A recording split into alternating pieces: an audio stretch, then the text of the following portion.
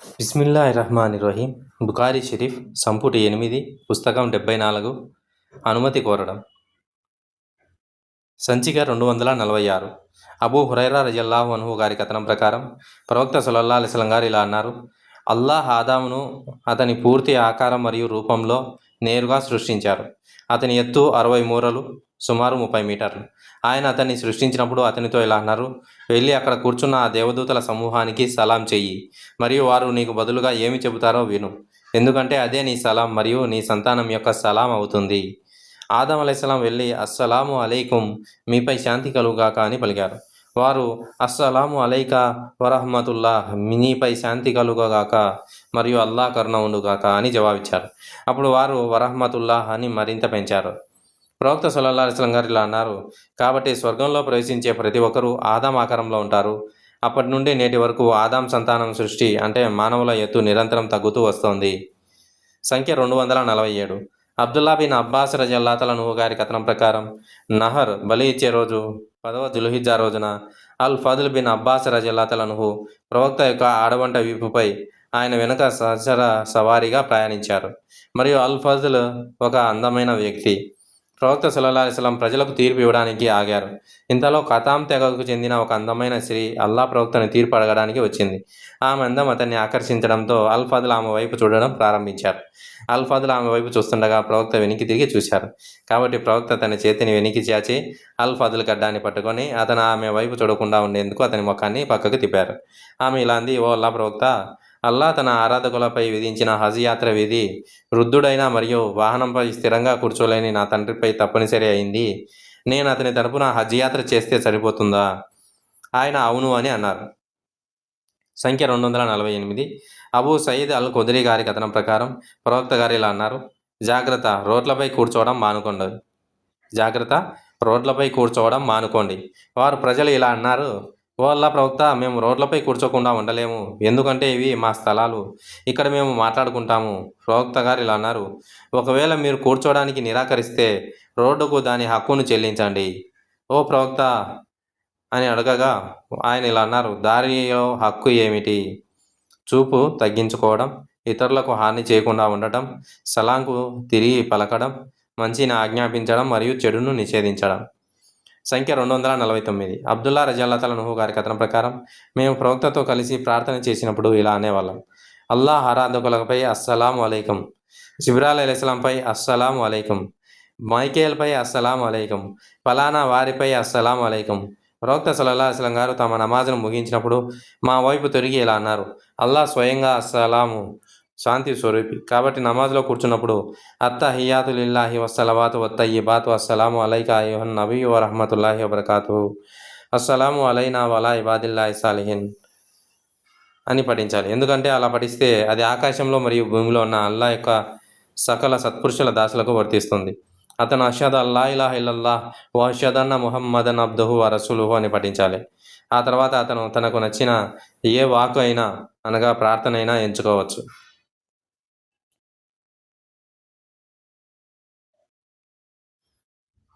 హదీస్ number 797 సంపుటి 1 గమనించగలరు.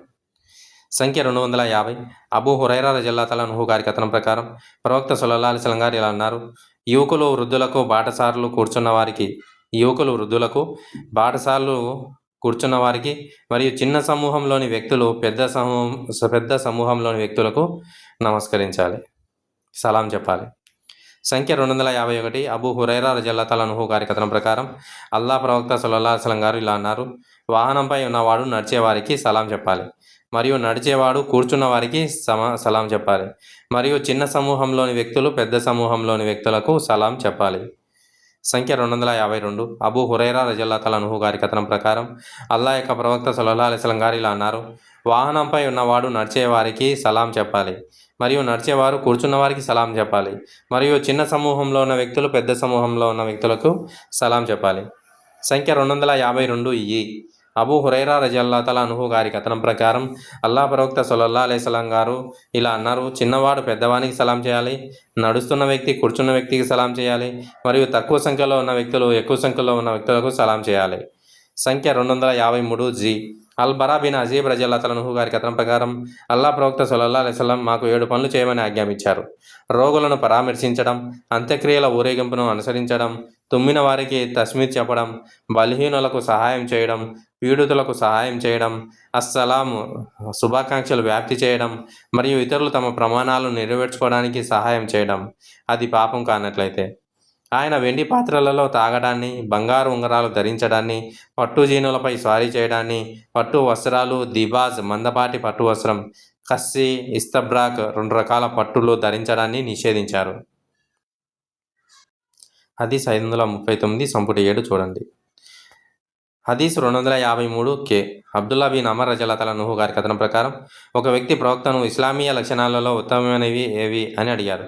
అందుకు ప్రవక్త గారు ఇలా అన్నారు: ప్రజలకు ఆహారం పెట్టండి మరియు మీకు తెలిసిన వారికి తెలియని వారికి సలాం చేయండి.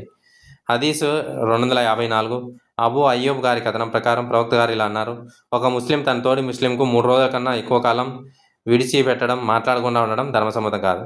కలిసినప్పుడు ఒకరు ఒకవైపుకు మరొకరు మరోవైపుకు ముఖం తిప్పుకుంటారు. ఇదిగో ఇతరుల ఉత్తముడు ఎవరంటే మొదట మరొకరికి సలాం చేయడం ప్రారంభించిన వాడే. సంఖ్య 255 అనస్ బిన్ మాలిక్ రజల్లాహు గారి కథనం ప్రకారం ప్రవక్త సల్లల్లాహు అలైహి వసల్లం మదీనాకు వలస వెళ్ళినప్పుడు ఆయన వయసు 10 సంవత్సరాలు. ఆయన ఇంకా ఇలా అన్నారు: నేను అల్లా ప్రవక్తకు 10 సంవత్సరాలు ఆయన జీవితపు చివరి భాగం సేవ చేశాను మరియు ప్రవక్తకు అల్ హిజాబ్ ఆదేశం అవతరించిన సందర్భం గురించి ప్రజల కంటే నాకే ఎక్కువ తెలుసు. ఉబయ్ బిన్ కాబ్ రజల్లాహు నన్ను దాని గురించి అడిగేవారు. అల్లా ప్రవక్త మరియు జైనబ్ బిన్ జహ్ష్ వివాహ సమయంలో అది మొదటిసారిగా అవతరించింది. ఆ ఉదయం ప్రవక్త ఆమెకు వరుడుగా ఉన్నారు మరియు ఆయన ప్రజలను ఆహ్వానించారు. వారంతా భోజనం చేసి వెళ్ళిపోయారు. కానీ వారిలో ఒక బృందం అల్లా ప్రవక్తతోనే ఉండిపోయి తమ బసను పొడిగించుకున్నారు. అల్లా ప్రవక్త సల్లల్లాహు అలైహి వసల్లం లేచి బయటకు వెళ్ళారు. నేను కూడా ఆయనతో పాటు బయటకు వెళ్ళాను. ఆయన ఆయిషా రజల్లాహు అన్హా నివాస స్థలం యొక్క ద్వారబంధం వద్ద చేరుకున్నారు. అప్పటికే ఆ ప్రజలు వెళ్ళిపోయి ఉంటారని అల్లా ప్రవక్త సల్లల్లాహు అలైహి వసల్లం భావించారు. కాబట్టి ఆయన వెనుదిరిగారు. నేను కూడా ఆయనతో పాటు వెనుదిరిగాను. ఆయన జైనబ్ వద్దకు చేరుకొని వారి ఇంకా అక్కడే కూర్చొని ఉన్నారని, ఇంకా వెళ్ళిపోలేదని కనుగొన్నారు. ప్రవక్త గారు మళ్ళీ బయటికి వెళ్ళారు. నేను కూడా ఆయనతో పాటు వెళ్ళాను. ఆయన ఆయిషా రజల్లాహు అన్హా నివాస స్థలం యొక్క ద్వారబంధం వద్దకు చేరుకున్నారు. అప్పటికే ఆ ప్రజలు వెళ్ళిపోయి ఉంటారని ఆయన భావించారు. కాబట్టి ఆయన వెనుదిరిగారు. నేను కూడా ఆయనతో పాటు వెనుదిరిగాను.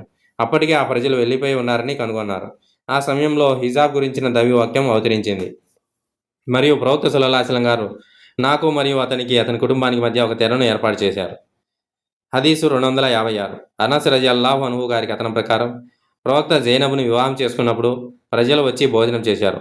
ఆ తర్వాత వారు భోజనం ముగించుకొని కూర్చొని కబుర్లు చెప్పుకోవడం ప్రారంభించారు. ప్రవక్త లేవాలనుకుంటున్నట్లు సైగ చేశారు, కానీ వారు లేవలేదు. అది గమనించిన ఆయన లేచారు మరియు కొంతమంది ప్రజలు కూడా లేచి వెళ్ళిపోయారు. మరికొందరు కూర్చొని ఉన్నారు.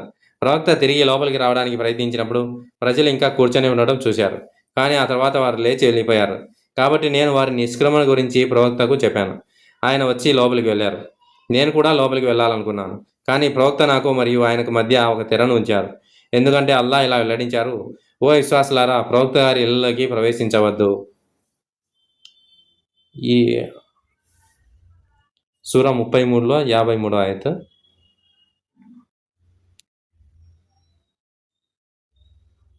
సంఖ్య 257 ఆయిషా రజల్లాహు అన్హా గారి కథనం.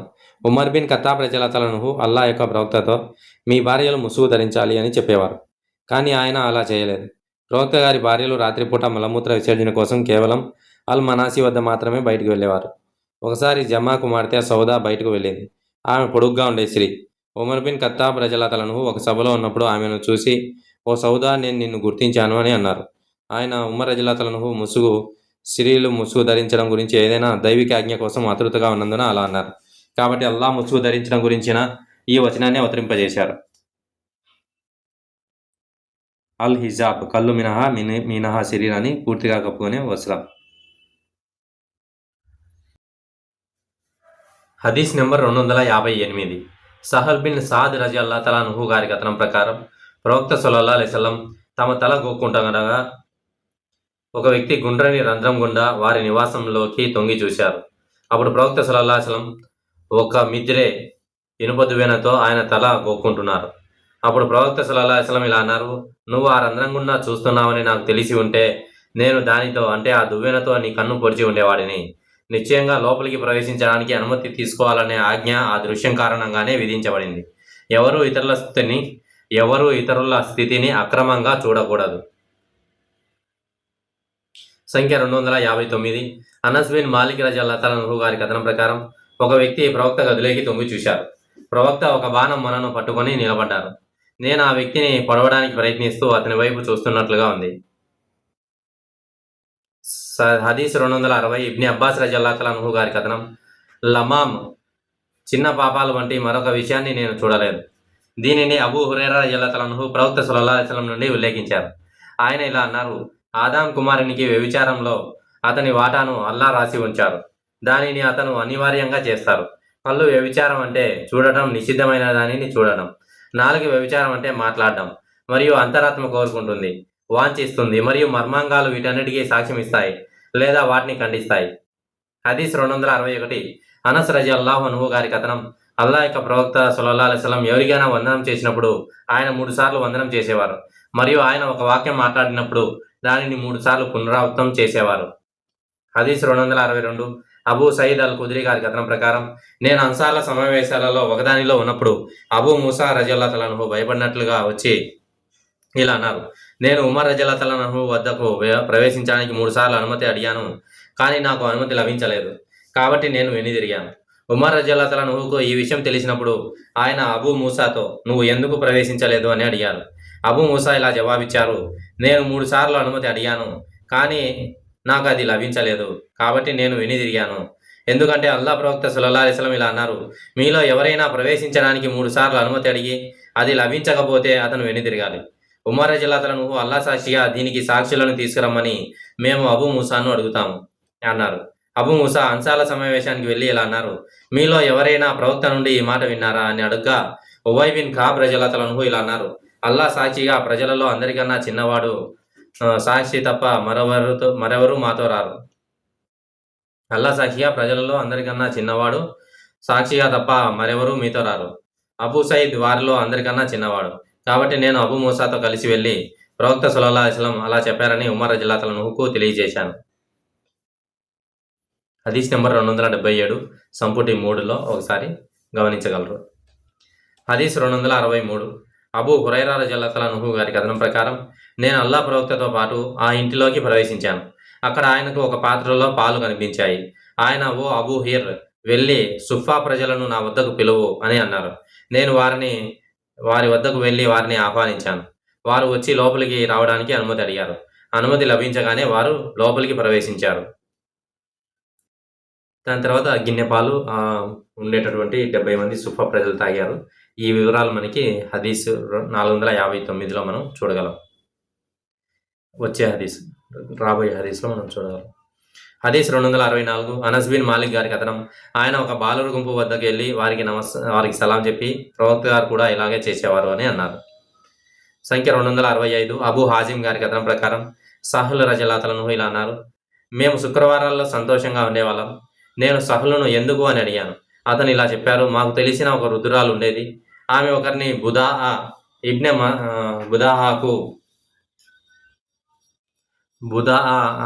మదీనాలోని ఒక ఖర్జూరపు తోట బుదాహాకు పంపేది.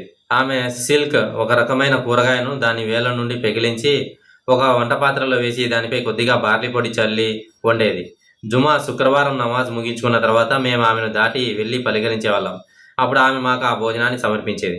అందువల్ల మేము సంతోషంగా ఉండేవాళ్ళం. శుక్రవారం ప్రార్థన తర్వాత తప్ప మాకు మధ్యాహ్నం నిద్ర కానీ భోజనం కానీ ఉండేవి కాదు.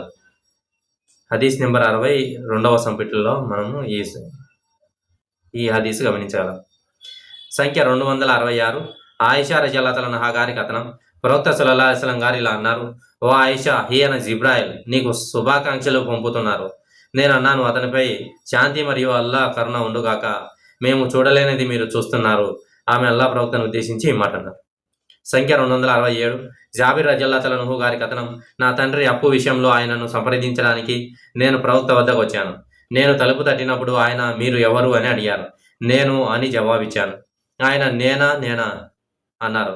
ఆయనకు అది నచ్చనట్లుగా ఆ మాటను పునరావృతం చేశారు.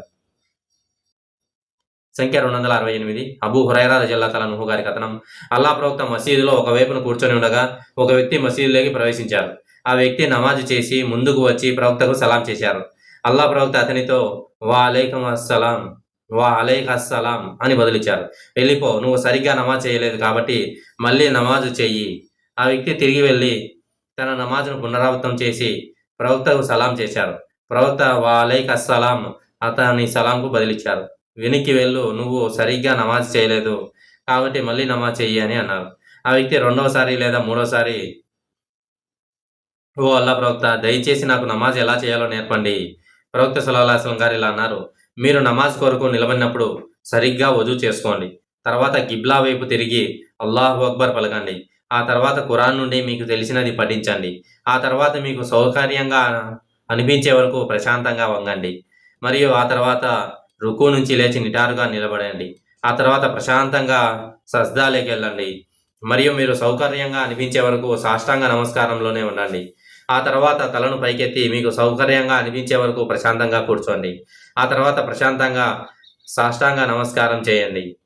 మరియు మీకు సౌకర్యంగా అనిపించే వరకు సజ్దాలోనే ఉండండి.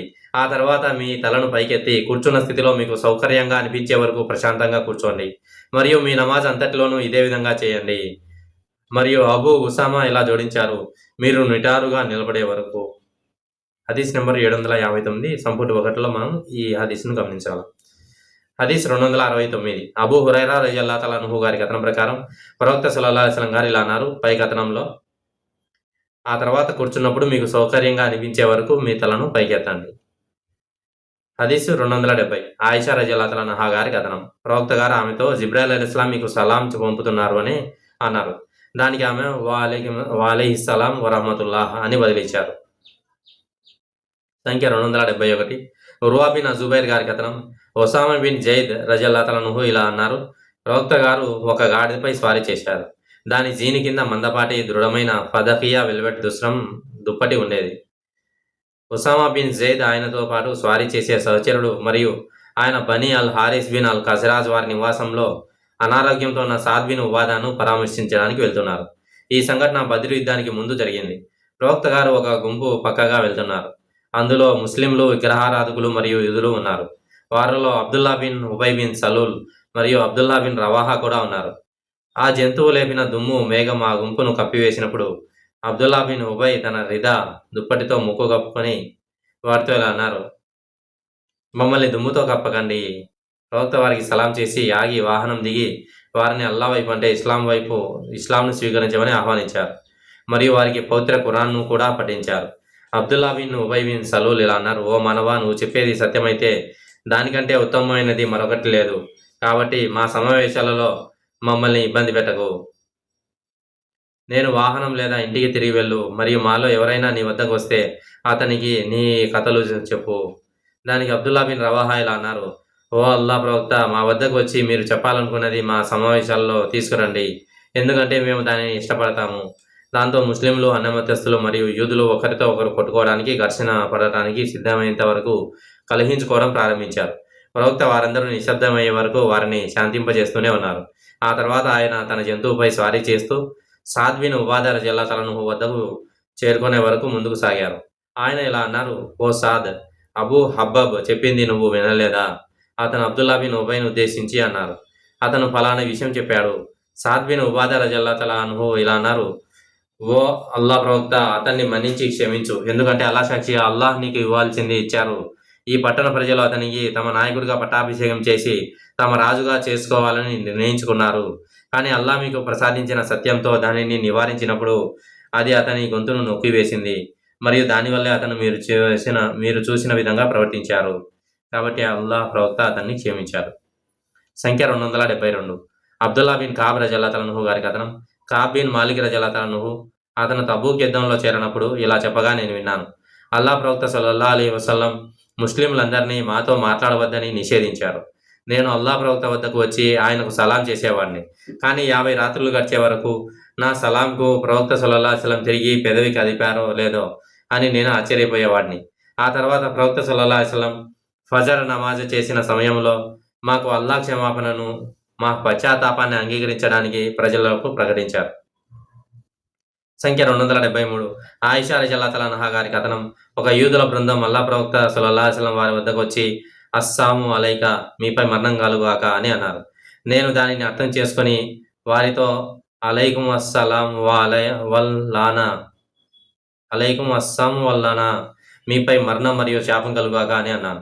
అల్లా ప్రవక్త సల్లల్లాహు అలైహి వసల్లం ఇలా అన్నారు, ఓ ఆయిషా, ప్రశాంతంగా ఉండు, ఎందుకంటే అన్ని విషయాలలో దయగా సౌమ్యంగా ఉండటాన్ని అల్లా ఇష్టపడతారు. నేను అన్నాను, ఓ అల్లా ప్రవక్త, వారు ఏమి అన్నారో మీరు వినలేదా? అల్లా ప్రవక్త సల్లల్లాహు అలైహి వసల్లం ఇలా అన్నారు, నేను వారికి అలైకుం, మీపై ఉండుగాక అని ఇప్పటికే అన్నాను. సంఖ్య 274. అబ్దుల్లా బిన్ ఉమర్ రజల్లాహు అన్హు గారి కథనం. అల్లా ప్రవక్త సల్లల్లాహు అలైహి వసల్లం ఇలా అన్నారు, యూదులు మిమ్మల్ని పలకరించినప్పుడు వారు సాధారణంగా అస్సాము అలైకుం అంటారు, అంటే మీపై మరణం కలుగుగాక అని అంటారు. కాబట్టి మీరు వారికి బదులుగా వాలైకుం అని పలకాలి. సంఖ్య 275. అనస్ బిన్ మాలిక్ గారి కథనం ప్రకారం ప్రవక్త గారు ఇలా అన్నారు, గంధ ప్రజలు మీకు శుభాకాంక్షలు తెలిపితే మీరు ప్రత్యుత్తరంగా వాళ్ళకి ఇలా చెప్పాలి, వాలైకుం. సంఖ్య 276. అలీ గారి కథనం ప్రకారం అల్లా యొక్క ప్రవక్త నన్ను అజుబైర్ బిన్ అల్ అవామ్ను మరియు అబూ మర్తద్ అల్ గనవీని పంపారు, మరియు మేమందరం అశ్వసైనికులం. ఆయన ఇలా అన్నారు, మీరు రౌదత్ కాక్ చేరుకునే వరకు ముందుకు సాగండి. అక్కడ హాతిబ్ బిన్ అబీ బల్తా మక్కాలోని అన్యమతస్థులకు పంపిన ఒక లేఖను తీసుకువెళ్తున్న అన్యమతస్థురాలికి చెందిన ఒక స్త్రీ ఉంది. కాబట్టి అల్లా యొక్క ప్రవక్త సల్లల్లాహు అలైహి వసల్లం మాకు చెప్పిన అదే ప్రదేశంలో ఆమె తన ఒంటెపై ప్రయాణిస్తుండగా మేము ఆమెను కలుసుకున్నాం. మేము ఆమెతో నీ దగ్గర ఉన్న ఉత్తరం ఎక్కడా అని అడిగాం. ఆమె నా దగ్గర ఏ ఉత్తరము లేదు అని చెప్పింది. కాబట్టి మేము ఆమె ఒంటెను మోకరింపజేసి ఆమె వాహనంలోని సామాను మొదలైనవి వెతికాం, కానీ ఏమీ దొరకలేదు. నా ఇద్దరు సహచరులు నాకు ఏ ఉత్తరము కనిపించడం లేదు అని అన్నారు. నేను అన్నాను, అల్లా ప్రవక్త అబద్ధం చెప్పలేదని నాకు తెలుసు. అల్లా సాక్షిగా నువ్వు ఆ ఉత్తరాన్ని బయటికి తీయకపోతే నేను నీ బట్టలు విప్పేస్తాను అని చెప్పాము. నేను చెప్పింది గంభీరంగా ఉందని ఆమె గమనించినప్పుడు ఆమె తన నడుముకు దుప్పటి కట్టుకుంటుండగా దాని ముడిలో చేయి పెట్టి ఆ ఉత్తరాన్ని బయటికి తీసింది. కాబట్టి మేము ఆ ఉత్తరంతో అల్లా ప్రవక్త వద్దకు వెళ్ళాము. ప్రవక్త సల్లల్లాహు అలైహి వసల్లం ఇలా అన్నారు, ఓ హతీబ్, నువ్వు చేసిన పని చేయడానికి నిన్ను ఏది ప్రేరేపించింది? హతీబ్ రజల్లాహు అన్హు ఇలా జవాబిచ్చారు, నేను అల్లాను మరియు ఆయన ప్రవక్తను విశ్వసించడం తప్ప మరేమీ చేయలేదు, మరియు నేను నా మతాన్ని మార్చుకోలేదు లేదా సవరించుకోలేదు. కానీ నేను మక్కాలోని ప్రజలకు, అన్యమతస్థులకు ఒక ఉపకారం చేయాలనుకున్నాను. దాని ద్వారా అల్లా నా కుటుంబాన్ని మరియు నా ఆస్తిని కాపాడుతారు. ఎందుకంటే మీ సహచరులలో ప్రతి ఒక్కరి ఆస్తిని మక్కాలోనే అల్లా కాపాడేవాడు ఎవరో ఒకరు ఉన్నారు. ప్రవక్త సల్లల్లాహు అలైహి వసల్లం ఇలా అన్నారు, హబీబ్ నీకు సత్యమే చెప్పాడు, కాబట్టి అతనితో మంచి తప్ప మరేమీ మాట్లాడకు. ఉమర్ బిన్ ఖత్తాబ్ రజల్లాహు అన్హు ఇలా అన్నారు, నిశ్చయంగా అతను అల్లాహకు మరియు ఆయన ప్రవక్తకు మరియు విశ్వాసులకు ద్రోహం చేశారు. అతని మెడను నరకడానికి నాకు అనుమతి ఇవ్వండి. ప్రవక్త గారు ఇలా అన్నారు, ఓ ఉమర్, నీకేం తెలుసు? బహుశా అల్లా బద్రు యోధులను చూసి మీకు ఇష్టమైనది చేయండి, ఎందుకంటే మీరు స్వర్గంలో ఉంటారని నేను నిర్ణయించాను అని చెప్పి ఉంటాడు. దానికి ఉమర్ రజల్లాహు అన్హు ఏడ్చి, అల్లా మరియు ఆయన ప్రవక్తకే బాగా తెలుసు అని అన్నారు. సంఖ్య 277. అబూ సుఫియాన్ బిన్ హర్బ్ గారి కథనం ప్రకారం షామ్లో వ్యాపారం చేస్తున్న కురైష్ సమూహంతో పాటు తనకు రమ్మని హెరాక్లియస్ పిలిపించగా వారు అతని వద్దకు వచ్చారు. అప్పుడు అబూ సుఫియాన్ మొత్తం కథనాన్ని ప్రస్తావిస్తూ ఇలా అన్నారు, హెరాక్లియస్ అల్లా ప్రవక్త యొక్క లేఖను అడిగారు. ఆ లేఖను చదివినప్పుడు దానిలోని విషయాలు ఈ కింది విధంగా ఉన్నాయి. అల్లా నామంతో, అత్యంత దయగలవాడు, కరుణామయుడు, అల్లా యొక్క దాసుడు మరియు ఆయన ప్రవక్త అయిన ముహమ్మద్ నుండి బైజాంటియన్ల అధిపతి అయిన హెరాక్లియస్కు సన్మార్గాన్ని, మార్గదర్శకత్వాన్ని అనుసరించే వారిపై శాంతి కలుగుగాక. అమ్మాబాద్, ముందుకు సాగండి. మనము మొదటి సంపుటిలో 6వ హదీస్లో ఈ యొక్క పూర్తి వివరణని మనం చూడగలం. సంఖ్య 278. అబూ సయీద్ గారి కథనం ప్రకారం కురైజా తెగ ప్రజలు సాద్ రజల్లాహు అన్హు యొక్క తీర్పును అంగీకరించడానికి ఏకమయ్యారు. ప్రవక్త సల్లల్లాహు అలైహి వసల్లం అతనిని పిలిపించారు మరియు అతను వచ్చారు. ప్రవక్త ఆ ప్రజలతో ఇలా అన్నారు, మీ నాయకుడి కోసం లేదా మీలో ఉత్తముడి కోసం లేవండి. సాద్ రజల్లాహు అన్హు ప్రవక్త పక్కన కూర్చున్నారు మరియు ప్రవక్త అతనితో ఇలా అన్నారు, ఈ ప్రజలు నీ తీర్పును అంగీకరించడానికి ఒప్పుకున్నారు. సాద్ రజల్లాహు అన్హు ఇలా అన్నారు, కాబట్టి నేను నా తీర్పును ఇస్తున్నాను, వారి యోధులను చంపాలి మరియు వారి స్త్రీలు, పిల్లలను బందీలుగా పట్టుకోవాలి. ప్రవక్త ఇలా అన్నారు, నువ్వు రాజు తీర్పు ప్రకారమే తీర్పు ఇచ్చావు. హదీస్ నెంబర్ 447, సంపుటి 5 గమనించగలరు. హదీస్ 279. ఖతాదా రజియల్లాహు తఆలా అన్హు గారి కథనం ప్రకారం నేను అనస్ రజియల్లాహు తఆలా అన్హును ఇలా అడిగాను, ప్రవక్త సహచరులు ఒకరితో ఒకరు కరచాలనం చేసుకోవడం వారి ఆచారమా? అతను అవును అని సమాధానం ఇచ్చారు. హదీస్ 280. అబ్దుల్లా బిన్ హిషాం రజియల్లాహు తఆలా అన్హు గారి కథనం, మేము ప్రవక్త సల్లల్లాహు అలైహి వసల్లం గారి సమక్షంలో ఉన్నాం మరియు ఉమర్ బిన్ ఖత్తాబ్ రజియల్లాహు తఆలా అన్హు చేతిని పట్టుకొని ఉన్నారు మరియు ఆయన ఉమర్ బిన్ ఖత్తాబ్ రజియల్లాహు తఆలా అన్హు గారి చేతిని పట్టుకొని ఉన్నారు. సంఖ్య 281. ఇబ్నే మసూద్ గారి కథనం, అల్లా ప్రవక్త నాకు ఖురాన్లోని ఒక సూరాన్ని నేర్పినట్లే నా చెయ్యి ఆయన చేతుల మధ్య ఉండగా నాకు తషహుద్ను కూడా నేర్పారు. తషహుద్ అంటే అన్ని ఉత్తమమైన స్తోత్రాలు, ప్రార్థనలు మరియు మంచి విషయాలు అల్లా కొరకే. ఓ ప్రవక్త, మీపై శాంతి మరియు అల్లా యొక్క కరుణ మరియు ఆశీస్సులు వర్షించుగాక. మాపై మరియు అల్లా యొక్క సత్పురుషులపై దాసులపై శాంతి వర్షించుగాక. అల్లా తప్ప మరెవరిని ఆరాధించే హక్కు లేదని నేను సాక్ష్యమిస్తున్నాను మరియు ముహమ్మద్ సల్లల్లాహు అలైహి వసల్లం అల్లా యొక్క దాసుడు మరియు ఆయన ప్రవక్త అని కూడా నేను సాక్ష్యమిస్తున్నాను. ప్రవక్త గారి జీవితకాలంలో మేము దీనిని నమాజ్లో పఠించేవాళ్ళం, కానీ ఆయన మరణించిన తర్వాత ప్రవక్త గారిపై శాంతి కలుగుగాక అని చెప్పేవాళ్ళం. సంఖ్య 282. అబ్దుల్లా బిన్ అబ్బాస్ రజియల్లాహు తఆలా అన్హు గారి కథనం ప్రకారం ప్రవక్త సల్లల్లాహు అలైహి వసల్లం గారి ప్రాణాంతక వ్యాధి సమయంలో అలీ బిన్ అబూ తాలిబ్ వారి ఇంటి నుండి బయటకు వచ్చారు. ప్రజలు అలీని అడిగారు, ఓ అబూ హసన్, ఈ ఉదయం ప్రవక్త గారి ఆరోగ్యం ఎలా ఉంది? అలీ రజియల్లాహు తఆలా అన్హు ఇలా అన్నారు, ఈ ఉదయం ఆయన అల్లా దయ వల్ల మెరుగ్గా ఉన్నారు. అల్ అబ్బాస్ అలీ చేతిని పట్టుకొని ఇలా అన్నారు, అతను చనిపోబోతున్నారని మీకు కనిపించడం లేదా? అల్లా సాక్షిగా 3 రోజుల్లో నువ్వు కర్రకు బానిస అవుతావు, లేక మరొక పాలకుడి ఆజ్ఞ కింద. అల్లా సాక్షిగా అల్లా ప్రవక్త తన ప్రస్తుత అనారోగ్యంతోనే మరణిస్తారని నేను అనుకుంటున్నాను, ఎందుకంటే అబ్దుల్ ముత్తలిబ్ సంతతి వారి ముఖాలపై మరణపు చిహ్నాలు నాకు తెలుసు. కాబట్టి మనం అల్లా ప్రవక్త వద్దకు వెళ్ళి ఖలీఫా పదవిని ఎవరు చేపడతారో ఆయనను అడుగుదాం. ఒకవేళ ఆ అధికారం మనకి ఇవ్వబడితే అది మనకు తెలుస్తుంది. ఒకవేళ అది వేరొకరికి ఇవ్వబడితే మమ్మల్ని వారికి సిఫారసు చేయమని ఆయనను కోరుతాం. అలీ రజియల్లాహు తఆలా అన్హు ఇలా అన్నారు, అల్లా సాక్షిగా మనం అల్లా ప్రవక్తను పాలనా అధికారం కోసం అడిగితే ఆయన నిరాకరిస్తే ప్రజలు దానిని మనకు ఎప్పటికీ ఇవ్వరు. అంతేకాక నేను దానిని అల్లా ప్రవక్తను ఎప్పటికీ అడగను. హదీస్ 728 సంపుటి 5లో మనము ఈ హదీస్ను గమనించగలం. హదీస్ 283. ముఆజ్ రజియల్లాహు తఆలా అన్హు గారి కథనం, నేను ప్రవక్త సల్లల్లాహు అలైహి వసల్లంతో పాటు గుర్రపు స్వారీ చేస్తుండగా ఆయన ఓ ముఆజ్ అని అన్నారు. నేను లబ్బైక్ వ సదైక్ అని బదిలిచ్చాను. ఆయన ఈ పిలుపును 3 సార్లు పునరావృతం చేసి ఆ తర్వాత తన దాసులపై అల్లాహ్కున్న హక్కు ఏమిటో నీకు తెలుసా అని అడిగారు. నేను లేదు అని బదిలిచ్చాను. అప్పుడు ఆయన తన దాసులపై అల్లాహ్కున్న హక్కు ఏమిటంటే వారు కేవలం ఆయనను మాత్రమే ఆరాధించాలి మరియు ఆరాధనలలో ఆయనకు భాగస్వామ్యాన్ని కల్పించకూడదు అన్నారు. ఆయన ఓ ముఆజ్ అన్నారు. నేను లబ్బైక్ వ సదైక్ అని బదిలిచ్చాను. అప్పుడు ఆయన, ఒకవేళ ఆయనను మాత్రమే ఆరాధించి ఆయన ఆరాధనలో మరెవరిని చేర్చకపోతే అల్లాపై తన దాసులకు ఉన్న హక్కు ఏమిటో నీకు తెలుసా? అది ఏమిటంటే ఆయన వారిని శిక్షించరు అని అన్నారు. సంఖ్య 284. ముఆజ్ రజియల్లాహు తఆలా అన్హు గారి చెప్పిన కథనం పైన చెప్పినట్టుగానే పైన హదీస్లోనే. సంఖ్య 285. అబూదర్ రజియల్లాహు తఆలా అన్హు గారి కథనం, సాయంకాలం నేను మదీనా హుర్రా వద్ద ప్రవక్తతో కలిసి నడుస్తున్నప్పుడు మా ముందు ఉహద్ పర్వతం ప్రత్యక్షమైంది.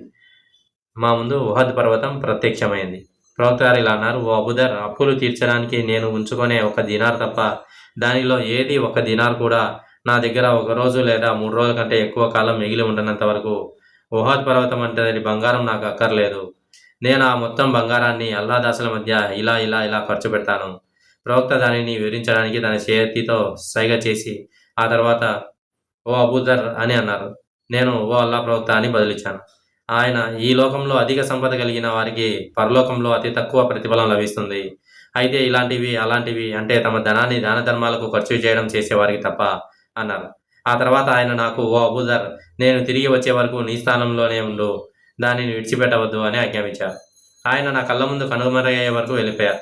అప్పుడు నేను ఒక స్వరం విన్నాను మరియు అల్లా ప్రవక్తకు ఏదైనా జరిగిందేమోనని భయపడ్డాను మరియు తెలుసుకోవడానికి వెళ్ళాలని సంకల్పించాను.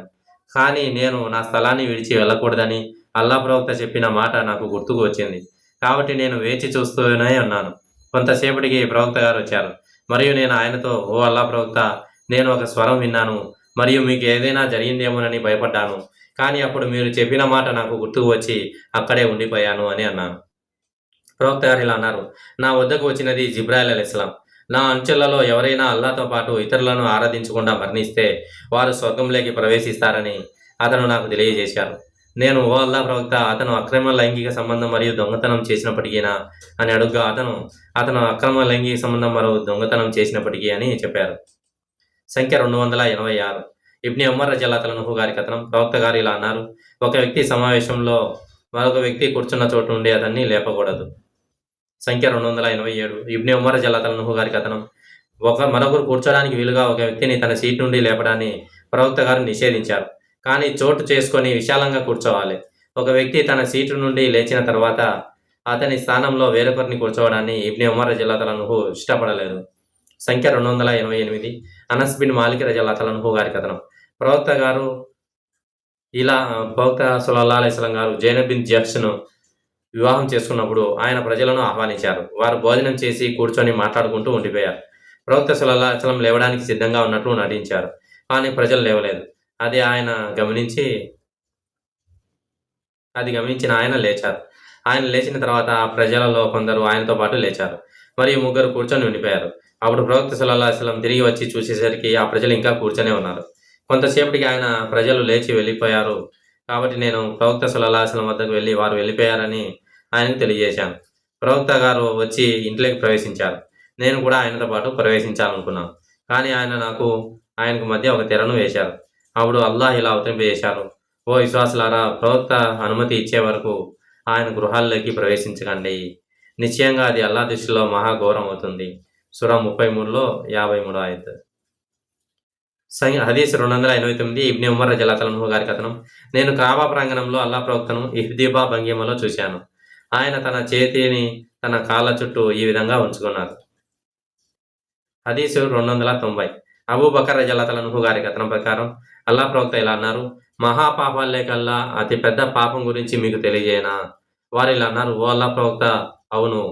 ఆయన ఇలా అన్నారు, ఆరాధనలలో అల్లాహ్కు భాగస్వాములను కల్పించడం మరియు తల్లిదండ్రుల పట్ల అవిధేయతగా ఉండడం. సంఖ్య 291. బిషర్ రజియల్లాహు అన్హు గారి కథనం. పైన చెప్పిన హదీస్ ప్రకారంగా దానికి ఇంకా ఇలా జోడి చేస్తూ ప్రవక్త గారు పనుకొని వాళ్ళే ఉన్నారు.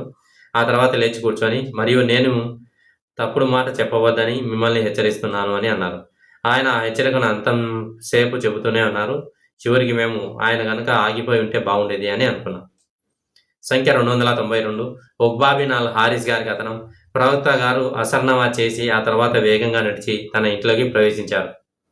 సంఖ్య 293. ఆయిషా రజియల్లాహు అన్హా గారి కథనం ప్రకారం ప్రవక్త సల్లల్లాహు అలైహి వసల్లం మంచం మధ్యలో నిలబడి నమాజ్ చేసేవారు మరియు నేను ఆయనకు ఎదురుగా ఆయనకు మరియు కిబ్లాకు మధ్య పడుకొని ఉండేదాన్ని. నాకు లేవవలసిన అవసరం వచ్చినప్పుడు ఆయన నమాజ్లో ఉన్నప్పుడు లేచి ఆయనకు ఎదురుగా నిలబడడం నాకు ఇష్టం ఉండేది కాదు. కానీ నేను నెమ్మదిగా మంచం నుండి జారుకునేదాన్ని. సంఖ్య 294. అబ్దుల్లా బిన్ అమర్ రజియల్లాహు అన్హు గారి కథనం ప్రకారం నేను ఉపవాసం ఉంటున్న విషయమై ప్రవక్త సల్లల్లాహు అలైహి వసల్లంకు తెలియజేయబడింది. కాబట్టి ఆయన నా వద్దకు వచ్చారు మరియు నేను ఆయన కోసం తాటి నారతో నింపిన ఒక తోలు దిండును పరిచాను. ప్రవక్త గారు నేలపై కూర్చున్నారు మరియు ఆ దిండు నాకు ఆయనకు మధ్య ఉంది. ఆయన నాతో ఇలా అన్నారు, నెలకు 3 రోజులు ఉపవాసం ఉండటం నీకు సరిపోదా? నేను, ఓ అల్లాహ్ ప్రవక్త, నేను ఇంతకంటే ఎక్కువ ఉపవాసం ఉండగలను అన్నాను. ఆయన, నువ్వు నెలకు 5 రోజులు ఉపవాసం ఉండవచ్చు అన్నారు. నేను, ఓ అల్లాహ్ ప్రవక్త, నేను ఇంతకంటే ఎక్కువ ఉపవాసం ఉండగలను అన్నాను. ఆయన, నువ్వు 7 రోజులు ఉపవాసం ఉండొచ్చు అన్నారు. నేను, ఓ ప్రవక్త, ఆయన ఇంకా 9 అన్నారు. నేను, ప్రవక్త అన్నాను. ఆయన 11 అన్నారు. నేను, ఓ అల్లాహ్ ప్రవక్త అన్నాను. ఆయన, ప్రవక్త దావూదు యొక్క ఉపవాసం కంటే శ్రేష్టమైన ఉపవాసం మరొకటి లేదు. అది సంవత్సరంలో సగకాలం ఉండేది మరియు ఆయన ఒకరోజు విడిచి ఒకరోజు ఉపవాసం ఉండేవారు. హదీస్ నెంబర్ 300 సంపెటి 3లో మనం గమనించాలి. సంఖ్య 295. ఇబ్రాహీం రజియల్లాహు అన్హు గారి కథనం ప్రకారం అల్కమా రజియల్లాహు అన్హు షామ్కు వెళ్ళి మసీదుకు వచ్చి 2 రకాతులు నమాజ్ చేసి అల్లాహ్ను ప్రార్థించారు, ఓ అల్లాహ్, నాకు ధర్మవంతుడైన మంచి సహచరుడిని ప్రసాదించు. కాబట్టి అతను అబూ దర్దా పక్కన కూర్చున్నాడు. అతను ఇలా అడిగారు, నువ్వు ఎక్కడి నుండి వచ్చావు? అతను కూఫా ప్రజల నుండి అని చెప్పారు. అబూ దర్దా రజియల్లాహు అన్హు ఇలా అన్నారు, మీ మధ్య ప్రవక్త యొక్క రహస్యాలు కాపాడే వ్యక్తి లేడా? అవి అతనికి తప్ప మరెవరికీ తెలియవు, అనగా హుదైఫా బిన్ అల్ యమాన్. మరియు మీలో అల్లాహ్ ప్రవక్త యొక్క అభ్యర్థన మాట ద్వారా శైతాన్ నుండి ఆశ్రయం పొందిన వ్యక్తి లేడా? అతడే అమ్మార్.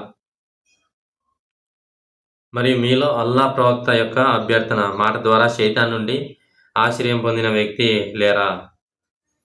మీలో ప్రవక్తల సివాక్ మరియు దిండును మోసేవాడు లేరా? అనగా ఇబ్నే మసూద్ రాత్రి సాక్షిగా అది కాంతిని కప్పివేస్తుంది కదా. సూరా 92ని ఎలా పఠించేవారు? అల్కమా రజల్లాహు అన్హు అన్నారు, వజ్జకరి వల్ ఉన్సా మరియు స్త్రీ పురుషుల సాక్షిగా. అబూ దర్దా రజల్లాహు అన్హు ఇంకా ఇలా అన్నారు, నేను దానిని అల్లాహ్ యొక్క ప్రవక్త నుండి విన్నప్పటికీ ఈ ప్రజలు నాకు సందేహాలు కలిగించేంత వరకు దాని గురించి నాతో వాదిస్తూనే ఉన్నారు. సంఖ్య 296. సహల్ బిన్ సాద్ రజల్లాహు అన్హు గారి కథనం. మేము మధ్యాహ్నం నిద్రపోయి జుమ్మా నమాజ్ తర్వాత భోజనం చేసేవాళ్ళం. హదీస్ 297. సహల్ బిన్ సాద్ రజల్లాహు అన్హు గారి కథనం. అలీకి తన ముద్దు పేరైన అబూ తురాబ్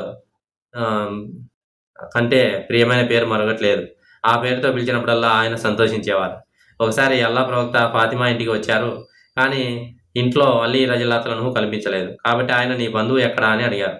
ఆమె, నాకు అతనికి మధ్య ఏదో గొడవ జరిగింది, దానివల్ల అతను నా మీద కోపగించి మా ఇంట్లో మధ్యాహ్న నిద్ర చేయకుండా బయటికి వెళ్ళిపోయారు అని జవాబిచ్చింది. అల్లా ప్రవక్త ఒక వ్యక్తిని అతని కోసం వెతకమని ఆదేశించారు. ఆ వ్యక్తి వచ్చి, ఓ అల్లా ప్రవక్త, అతను అలీ మసీదులో నిద్రపోతున్నారు అని చెప్పారు. కాబట్టి అల్లా ప్రవక్త అక్కడికి వెళ్ళి చూడగా అతను పడుకొని ఉన్నారు. అతని పై వస్త్రం ఒకవైపు జారిపోవడంతో అతను ధూళితో కప్పబడి ఉన్నారు. అల్లా ప్రవక్త అతనిపై ఉన్న దుమ్మును శుభ్రం చేస్తూ లే అబూ తురాబ్ అని అన్నారు. హదీస్ 432 సంపుటి 1 చూడగలం. హదీస్ 298. దుమామా రజల్లాహు అన్హు గారి కథనం. అనస్ రజల్లాహు అన్హు ఇలా అన్నారు, ఉమ్మై సులైం ప్రవక్త గారి కోసం ఒక తోలు దుప్పటిని పరిచేవారు మరియు ఆయన ఆమె ఇంట్లో ఆ తోలు దుప్పటిపై మధ్యాహ్న నిద్ర చేసేవారు. అనస్ రజల్లాహు అన్హు ఇంకా ఇలా అన్నారు, ప్రవక్త గారు నిద్రించిన తర్వాత ఆమె ఆయన చెమట మరియు వెంట్రుకలలో కొంత తీసుకొని ఒక సీసాలో సేకరించి ఆయన ఇంకా నిద్రిస్తున్నప్పుడే దానిని సూప్, ఒక రకమైన పరిమళంతో కలిపేవారు. అనస్ బిన్ మాలిక్ రజల్లాహు అన్హు మరణం సమీపించినప్పుడు ఆయన సూప్లో కొంత భాగాన్ని తన మృతదేహానికి లేపనం పూసే పరిమళంతో కలపమని సలహా ఇచ్చారు మరియు దానిని ఆయన హునూతుతో కలిపారు. హదీస్ 299. అనస్ బిన్ మాలిక్ రజల్లాహు అన్హు గారి కథనం. అల్లా ప్రవక్త కూబాకు వెళ్ళినప్పుడు ఆయన ఉమ్మె హరాం బిన్ మిల్హాన్ను సందర్శించేవారు. ఆమె ఆయనకు భోజనం పెట్టేది మరియు ఆమె ఉబాదా బిన్ సామిద్ భార్య. ఒకరోజు ఆయన ఆమె ఇంటికి వెళ్ళగా ఆమె ఆయనకు భోజనం పెట్టింది. ఆ తర్వాత ఆయన నిద్రపోయి చిరునవ్వుతో మేల్కొన్నారు. ఆమె ఉమ్మె హరాం ఇలా చెప్పింది, ఓ అల్లా ప్రవక్త, నీకు ఎందుకు నవ్వు వస్తుంది అని నేను ఆయనను అడిగాను. దానికి ఆయన, నా అంచెలలో కొందరిని అల్లా మార్గం కోసం పోరాడుతూ ఈ సముద్రంపై ప్రయాణిస్తున్న యోధులుగా, సింహాసనాలపై రాజులుగా నా ముందు ప్రదర్శించారు, లేదా సింహాసనంపై రాజుల వలె అని అన్నారు. కథకుడు దీనిపై సందేహం ఉంది. నేను ఉమ్మె హరాం అన్నాను, ఓ ప్రవక్త, ఉమ్మె హరాం గారు, ఓ అల్లా ప్రవక్త, నన్ను వారిలో ఒకరిగా చేయమని అల్లాను ప్రార్థించండి. ఆయన ఆమె కోసం అల్లాను ప్రార్థించి ఆ తర్వాత తన తల వాల్చి మళ్ళీ నిద్రపోయారు. ఆపై నవ్వుతూ మేల్కొన్నారు. నేను అడిగాను, ఓ అల్లా ప్రవక్త, మీకెందుకు నవ్వు వస్తుంది? ఆయన అన్నారు, నా అంచెలలో కొందరు అల్లా మార్గం కోసం పోరాడుతున్న యోధులుగా ఈ సముద్రంపై ప్రయాణిస్తున్నట్లుగా సింహాసనాలపై రాజులుగా నా ముందు ప్రదర్శించబడ్డారు, లేదా సింహాసనాలపై రాజుల వలె అని చెప్పబడింది. నేను ఉమ్మె హరాం గారు అన్నారు, ఓ అల్లా ప్రవక్త, నన్ను వారిలో ఒకరిగా చేయమని అల్లాను ప్రార్థించండి. ఆయన అన్నారు, నువ్వు ప్రథములలో ఒకరిగా ఉంటావు. ముహావియా కాలంలో ఉమ్మె హరాం సముద్రంపై ప్రయాణించిందని, సముద్రం నుండి బయటకు వచ్చినప్పుడు ఆమె ప్రయాణిస్తున్న జంతువు నుండి కిందపడి మరణించిందని చెప్పబడింది. సంఖ్య 300. అబూ సయీద్ అల్ ఖుద్రీ గారి కథనం. ప్రవక్త సల్లల్లాహు అలైహి వసల్లం గారు 2 రకాల దుస్తులను మరియు 2 రకాల బేరసారాలను నిషేధించారు. అవి ఇస్తిమాల్ అస్సమా మరియు అల్ హెహ్తిబా. ఒకే వస్త్రంలో దాని ఏ భాగం కూడా మర్మాంగాలను కప్పి ఉంచకుండా ఉండడం. ఆ 2 రకాల బేరసారాలు అల్ ములామస మరియు అల్ మునాబద. సంఖ్య 301. ఆయిషా రజల్లాహు అన్హా గారి కథనం. ఆయిషా గారు ఇంకా ఇలా అన్నారు, కానీ ఈ సంవత్సరం ఆయన నాతో 2 సార్లు దానిని సమీక్షించారు. అందువల్ల నా మరణ సమయం ఆసన్నమైందని నేను భావిస్తున్నాను. కాబట్టి అల్లాహకు భయపడండి మరియు సహనం వహించండి, ఎందుకంటే పరలోకంలో మీకోసం నేనే ఉత్తమ పూర్వగామిని. ఫాతిమా గారు ఇంకా ఇలా అన్నారు, కాబట్టి మీరు ఆయిషా రజల్లాహు అన్హా చూస్తుండగానే నేను ఏడ్చాను మరియు ప్రవక్త గారు నన్ను ఈ దుఃఖకరమైన స్థితిలో చూసినప్పుడు ఆయన 2వ రహస్యాన్ని నాతో చెబుతూ, ఓ ఫాతిమా, మీరు విశ్వసించే స్త్రీలందరికీ లేదా ఈ జాతి స్త్రీలకు అనగా నా అంచెలకు అధిపతిగా ఉంటారని సంతోషించరా. సంఖ్య 302. అబ్బాస్ బిన్ తమీం యొక్క మామగారు ఇలా వివరించారు, నేను అల్లా ప్రవక్త మసీదులో వెల్లలిగా పనుకొని ఒక కాలు మీద మరొక కాలు వేసుకొని ఉండటం చూశాను. సంఖ్య 303. అబ్దుల్లా రజల్లాహు ఇలా వివరించారు. ప్రవక్త గారు ఇలా అన్నారు, ముగ్గురు వ్యక్తులు కలిసి ఉన్నప్పుడు వారిలో మూడో వ్యక్తిని మినహాయించి ఏ ఇద్దరు కూడా రహస్యంగా సంప్రదించకూడదు. సంఖ్య 304. అనస్ బిన్ మాలిక్ గారు ఇలా వివరించారు. ప్రవక్త నాకు ఒక రహస్యాన్ని చెప్పారు. ఆయన తర్వాత నేను దానిని ఎవరికీ వెల్లడించలేదు. మరియు ఉమ్మే సలైం నన్ను ఆ రహస్యం గురించి అడిగింది, కానీ నేను ఆమెకు చెప్పలేదు. సంఖ్య 305. అబ్దుల్లా గారి కథనం. ప్రవక్త గారు ఇలా అన్నారు, మీరు ముగ్గురు కలిసి కూర్చున్నప్పుడు మీలో మూడో వ్యక్తి కూడా ఇతరులతో కలిసేంత వరకు మీలో ఏ ఇద్దరు రహస్యంగా సంప్రదింపులు జరపకూడదు, ఎందుకంటే అది అతనికి బాధ కలిగిస్తుంది. సంఖ్య 306. అబ్దుల్లా గారి కథనం ప్రకారం ఒకరోజు ప్రవక్త ప్రజలకు ఏదో పంచిపెట్టారు. అప్పుడు ఒక అన్సారీ వ్యక్తి, ఈ పంపిణీలో అల్లా అనుగ్రహం కోరబడలేదు అన్నారు. నేను అల్లా సాక్షిగా నేను వెళ్ళిన ప్రవక్త గారికి ఈ విషయం తెలియజేశాను. ప్రవక్త గారికి ఈ విషయం తెలియజేస్తాను అన్నాను. కాబట్టి ఆయన ఒక గుంపుతో ఉన్నప్పుడు నేను ఆయన వద్దకు వెళ్ళి రహస్యంగా ఆ విషయం తెలియజేశాను.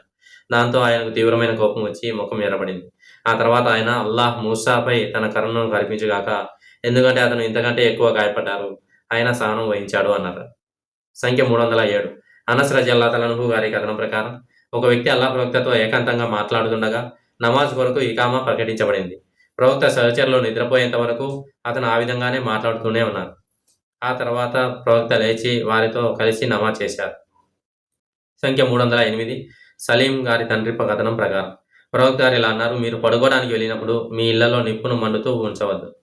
సంఖ్య 309. అబూ మూసా గారి కథనం ప్రకారం ఒక రాత్రి మదీనాలోని ఒక ఇల్లు దానిలోని నివాసులతో సహా కాలిపోయింది. ప్రవక్త వారి గురించి మాట్లాడుతూ, ఈ నిప్పు నిశ్చయంగా మీ శత్రువు, కాబట్టి మీరు పడుకోవడానికి వెళ్ళినప్పుడల్లా మిమ్మల్ని మీరు రక్షించుకోవడానికి దానిని ఆర్పివేయండి అని అన్నారు. సంఖ్య 310. జాబిర్ బిన్ అబ్దుల్లా గారి కథనం ప్రకారం అల్లా ప్రవక్త ఇలా అన్నారు, నిద్రపోయేటప్పుడు పాత్రలకు మూతలు పెట్టండి, తలుపులు ముయ్యండి.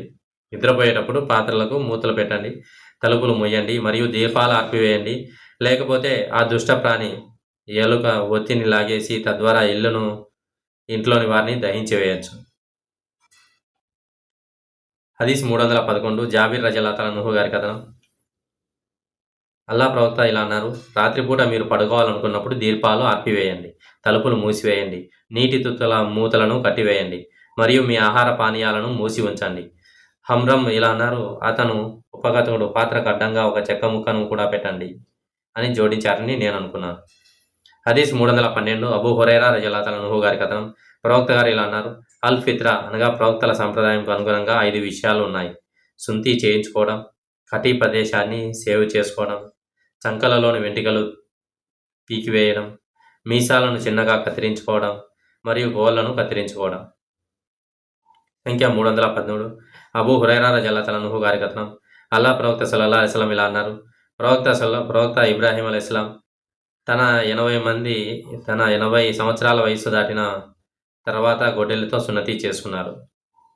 ప్రవక్త గారు 80 సంవత్సరాల తర్వాత గొడ్డలితో సున్నతి చేసుకున్నారు. సయీద్ బిన్ జుబైర్ రజల్లాహు గారి కథనం ప్రకారం ప్రవక్త మరణించినప్పుడు మీ వయసు ఎంత అని ఇబ్ని అబ్బాస్ను అడిగారు. దానికి ఆయన ఇలా సమాధానం ఇచ్చారు, ఆ సమయానికి నాకు సున్నతి చేయబడింది. ఆ కాలంలో బాలురకు యుక్త వయసు వచ్చే వరకు సున్నతి చేసేవారు కాదు. సయీద్ బిన్ జుబైర్ రజల్లాహు ఇలా అన్నారు, ఇబ్ని అబ్బాస్ రజల్లాహు ఇలా అన్నారు, ప్రవక్త మరణించినప్పుడు నాకు అప్పటికే సున్నతి చేయబడింది. హదీస్ 314. అబూ హురైరా రజల్లాహు గారి కథనం ప్రకారం అల్లా ప్రవక్త ఇలా అన్నారు, మీలో ఎవరైనా అల్లాత్ అల్ ఉజ్జా అని ప్రమాణం చేస్తే అతను అల్లా తప్ప మరెవరిని పూజించే హక్కు లేదు అని చెప్పాలి. మరియు ఎవరైనా తన స్నేహితునితో రా నేను నీతో జూదం ఆడుతాను అని చెబితే అతను కొంత దానంగా ఇవ్వాలి. హదీస్ నెంబర్ 645 చూడండి. హదీస్ 315. ఇబ్ని ఉమర్ రజల్లాహు గారి కథనం ప్రకారం ప్రవక్త జీవించి ఉన్న కాలంలో రక్షణ కోసం నేను నా సొంత చేతులతో ఒక ఇంటిని నిర్మించాను. నన్ను వర్షం నుండి కాపాడు, ఎండ నుండి నీరునివ్వు, మరియు దాన్ని నిర్మించడంలో అల్లా యొక్క ఏ సృష్టి కూడా నాకు సహాయం చేయలేదు. సంఖ్య 316. అమర్ రజల్లాహు గారి కథనం ప్రకారం ఇబ్ని ఉమర్ రజల్లాహు ఇలా అన్నారు, అల్లా సాక్షిగా ప్రవక్త గారి మరణం తర్వాత నేను ఒక ఇటుక మీద మరొక ఇటుక వేయలేదు, అంటే ఏ భవనాన్ని నిర్మించలేదు లేదా ఒక ఖర్జూరపు చెట్టును కూడా నాటలేదు. సుఫియాన్ రజల్లాహు ఇలా అన్నారు, నేను ఈ కథనాన్ని ఇబ్ని ఉమర్ రజల్లాహు గారిది, ఆయన ఇబ్ని ఉమర్ రజల్లాహు గారి బంధువులలో ఒకరికి చెప్పాను. దానికి ఆయన అల్లా సాక్షిగా ఆయన ఏదో ఒకటి నిర్మించారు అని అన్నారు. సుఫియాన్ ఇంకా ఇలా అన్నారు, నేను ఆయన నిర్మించడానికి ముందే పై కథనాన్ని చెప్పి ఉండాలి అని అన్నాను.